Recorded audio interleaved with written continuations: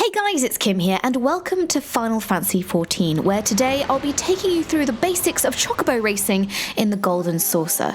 Just a heads up, this is sponsored content, so thank you to Square Enix for sponsoring this video. It's kind of one of those joyous occasions though, where someone's sponsoring me to do something I actually quite enjoy doing, because who doesn't love a bit of Chocobo Racing? So, first things first, get your butts over to the Golden Saucer. In order to do that, you need to have completed the main story quest, the Gridanian Envoy, the Ul'dan Envoy, or the Lominsan Envoy, depending on which kind of area you started in. That's about level 15. Once you've done that, head on over to the Steps of Nald in Ul'dah and find the guy called the Well-Heeled Youth and engage the quest It Could Happen to You. This will basically give you an airship ticket over to the Golden Saucer, and once you're there, then find the Chocobo Square and begin your Chocobo adventure. First things first, you need to unlock your first racing Chocobo. So you can only own one racing Chocobo at a time, and you can't use them out in the real world. They are restricted to Chocobo Racing because, of course, you want to keep your premier mounts in the races. So once you've unlocked your first racing Chocobo, and more importantly, named it, let's go through a few basic facts and figures.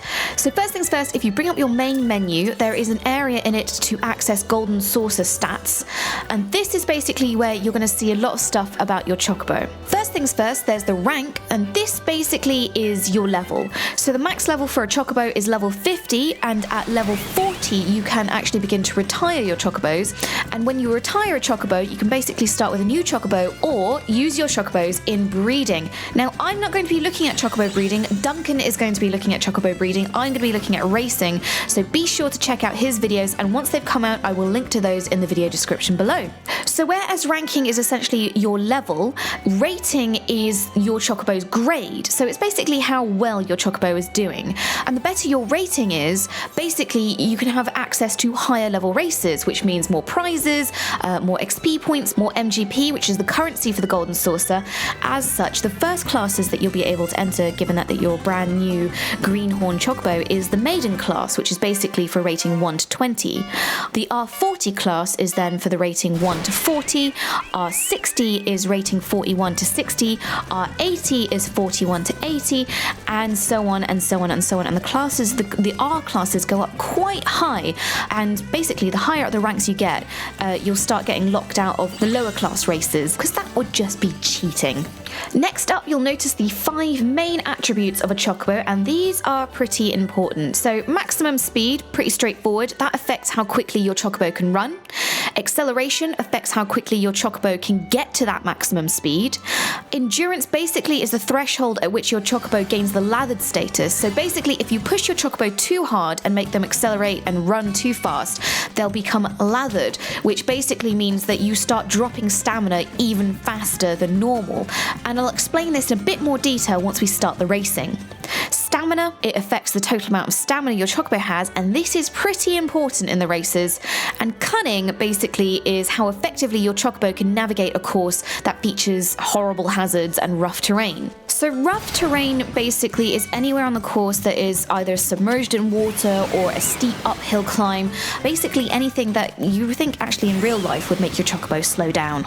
So every time you level up or rank up, all of these stats are increased, but they can also be increased with training, something I will touch on in the next video. I'll go through some of the other things you see on this screen later on, but for now I want to get away from stats and into the actual racing, because a lot of the basic movements I need to explain first, and then later on we can go through in more detail on how to kind of really master this system and become the best Chocobo racer. So acceleration, well, that's pretty key in Chocobo racing because you need to get up to maximum speed, and generally you accelerate by either holding whatever button you have assigned to move forward, so whether you're using a keyboard or a controller. So I'm playing this on PC, but I am using a controller because I just prefer controller for the racing aspect of this game. Either you move your thumbstick forward or you whack your move forward button, and basically your Chocobo will accelerate until it reaches its maximum speed. Holding the key down will then cause your Chocobo to remain at that speed. When you let go of your key or your thumbstick, your Chocobo will decelerate at a fixed rate. Or if you hit the key or thumbstick that makes your character back up, that will slow your Chocobo down incredibly fast. This is really useful actually. You might think, why do I need to slow my Chocobo down? But this is actually really useful when you're trying to manage your stamina, or if you're trying to escape certain hazards or traps that your opponent racers have laid down. So basically, really get to grips with your Chocobo's acceleration and deceleration. The exact amount of acceleration and deceleration you'll need depends on your Chocobo and your Chocobo's stats, but also kind of how you want to play as a racer. Whether you want to be someone who's always at the front, someone who's relying on items and abilities, or someone who's trying to really master your Chocobo's stamina. Steering, well, that's pretty standard, and personally I would recommend getting a controller because it is a little bit more fluid on a controller than it is on a keyboard. If you notice here, steering is a little bit laggy, and that's because Chocobo Racing, unlike everything else, is actually done server side. So normally with Final Fantasy, when you input a control, it kind of happens instantaneously because it's going in on the client side and then being sent to the server. With Chocobo Racing, you input the control and then it's sent to the server, which means that there's a little bit of lag and steering appears to be less responsive than it actually is. So one thing you need to kind of master is that feeling of oversteering, and you really need to get a sense of timing for things like jumping over hazards or jumping into chests, things like that. On which note, jumping, pretty standard. It'll help you obtain item boxes or get over hazards. And as with the steering, there is a little bit of delay on this, so you really need to get a feel for your Chocobo and the timings involved. Jumping doesn't affect the way you steer or accelerate or your stamina usage, but if you notice, there is a little bit of a cooldown after you land, so you can't just jump. Now, one of the first things you really need to get a hang of to be the very best in Chocobo Racing is mastering your Chocobo's stamina. Now, this is actually an incredibly complex topic, and I'm going to be kind of going through the basics of this because it can spin out of control and get really, really complex, but this is really the most important thing you need to look at. So as you can see down on the bottom, there is your big old stamina bar there, and if you think of that like your fuel, so that is basically how much energy your Chocobo has left in it to make it around the track, and you need to manage that over the course of the race, because if you run out of stamina, then your Chocobo drops down to its basic speed and it really starts to flag, and you're just going to get overtaken and you're going to lose. So if we take the car analogy, basically if you blast it and you accelerate to top speed and stay in top speed, yes, your Chocobo is going to go faster, but you're going to consume more stamina and faster. And if you drop down your speed and trot along, of course, you will have great stamina efficiency, but you're probably not going to win because you're not going to get ahead. Generally, the best way to manage your stamina is to really get a feel for your Chocobo, because as I mentioned, every Chocobo has different stats to start off with, and you should be really quite careful at how that stamina bar is handling. I tend to start off fast, slow down a little bit mid-race, and then give myself some reserves right for the kind of final leg of the race. Now, there are a couple of items that will help you with stamina and stamina restoration. As you see over the course of a race, there are item chests that if you jump into them and if you get a Choco Potion, that instantly restores stamina by 10%. Meanwhile, stamina tablets prevent stamina reduction for 10 seconds, and if your stamina is at 0, it will restore a small amount of stamina. There are, however, items that will screw up your stamina as well. So Bacchus's Water is perhaps the most common one, and that sends the forerunning Chocobo into a frenzied state for 15 seconds and increases its stamina loss. So pretty devastating. Meanwhile, now this is a nasty one, is the Briar Caltrop. This surrounds your Chocobo with a ring of thorns, which saps the stamina of any Chocobos that enter it at a rate of 5% per second, up to 4 seconds, and that is a devastating one.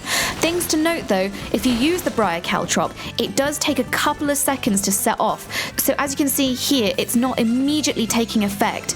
It's kind of showing who is in the area of effect before it unleashes. So if someone pulls this on you, you do have a chance to get out of the way. Now, as I mentioned on your Chocobo's stats, the endurance stat is basically the threshold at which your Chocobo gains the lathered status, and once it becomes lathered, it consumes stamina even faster than normal.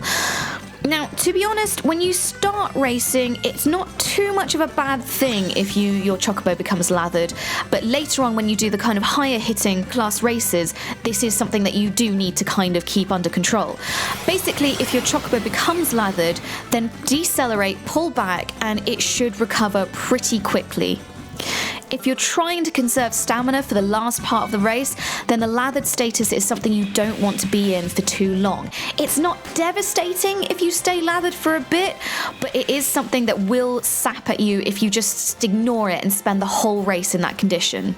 So keep an eye on that stamina gauge, keep an eye for that lathered status, and also take a look at the gauges on the top left, and they can show you how you're doing on stamina at any point in the race. It also shows how much stamina your opponents have, which is incredibly useful, because even if they may be gunning in the number 1 and 2 and 3 position, if they're running out of stamina quickly, chances are you can probably overtake them right in the last bit of the race.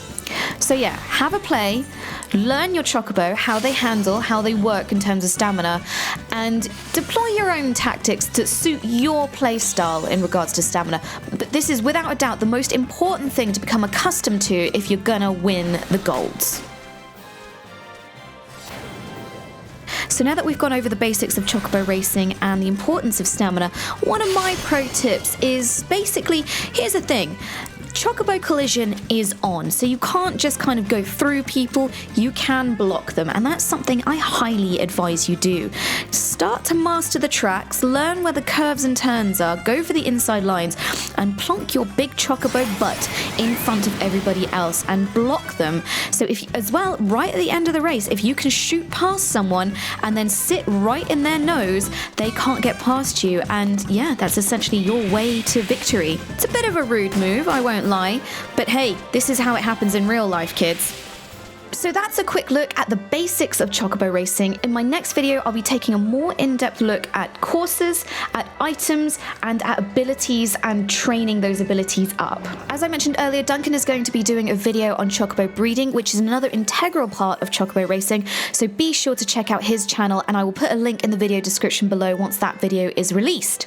In the meantime, we are also running a selfie competition in Final Fantasy XIV. So yes, it's one of the hottest features of this year, and that is the ability to take selfies of yourself and your friends, and we are of course jumping on the hype wagon.